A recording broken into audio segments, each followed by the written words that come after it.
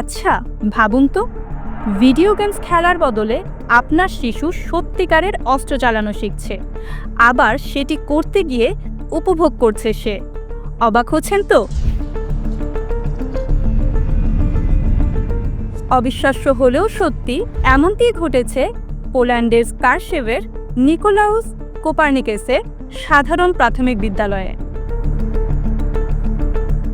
এই বিদ্যালয়ে ১৩ থেকে ১৪ বছর বয়সী শিশুরা নিয়মিত অ্যাসল্ট রাইফেল ও পিস্তল চালানো শিখছে। স্কুলটির প্রধান শিক্ষক ইভা গলিনস্কার তত্ত্বাবধানে এই প্রশিক্ষণ দেওয়া হয়। রাশিয়ার সম্ভাব্য হামলা প্রতিরোধ পরিকল্পনার অংশ হিসেবে এই উদ্যোগ নিয়েছে পোল্যান্ড সরকার। সবচেয়ে মজার বিষয় হলো, অস্ত্র চালানো প্রশিক্ষণের মতো বিপজ্জনক বিষয়টি নিয়ে গর্বিত দেশটির অভিভাবকরাও। অবশ্য ইভা গলিনস্কা প্রতিবেশী ইউক্রেনে রাশিয়ার আগ্রাসনের দিকে আলোকপাত করেছেন। মূলত পোল্যান্ড সরকার বিষয়টি নিয়ে শঙ্কিত হওয়ায় নাগরিকদের দ্রুত অস্ত্র চালানো শেখানো হচ্ছে। স্কারশেভের মেয়র ইয়াসেক পিউলি এ বিষয়ে বলেন, অন্যান্য ক্রীড়ার মতো গুলি চালানোর আগ্রহও অল্প বয়স থেকে শিশুদের মধ্যে গড়ে ওঠে।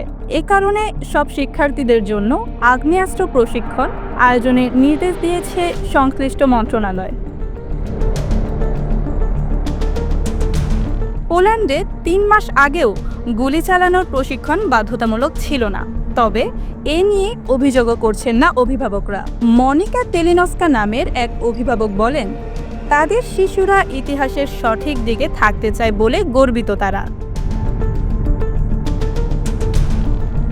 গুলি চালানোর বাধ্যতামূলক এই প্রশিক্ষণ ইউরোপে অন্যতম।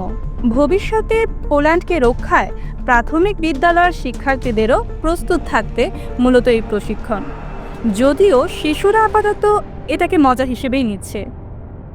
মাসুদ আক্তার, ইভা, নিউজ ডেস্ক, কুরাশ নিউজ।